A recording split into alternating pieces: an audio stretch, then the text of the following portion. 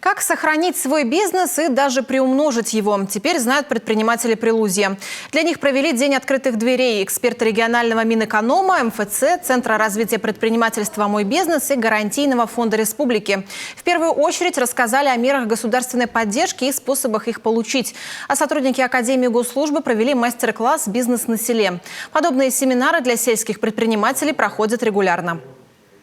Как возникают проблемы, мы стараемся эту проблему оговорить, собрать, привести экспертов, и чтобы разъяснить предпринимателям, не оставлять их один на один с их проблемами. У нас создана группа «Бизнес Прилузье» в социальной сети ВКонтакте. Мы постоянно размещаем там для предпринимателей всю информацию, в том числе и по изменению законодательства. На территории Прилузского района зарегистрировано 10 малых предприятий, 392 индивидуальных предпринимателя и 252 самозанятых человека.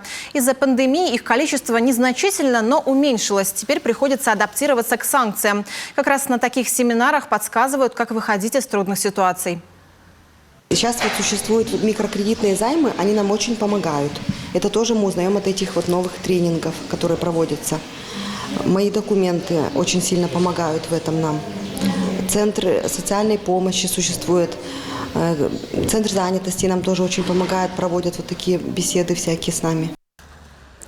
Тем не менее, многих бизнесменов санкции только подстегивают, они расширяют свои предприятия. К примеру, недавно предприниматели в районе открыли новые хлебопекарни. В рамках проекта «Народный бюджет» приобрели оборудование для приготовления мясных полуфабрикатов, обустроили зоны отдыха с гостевыми домами.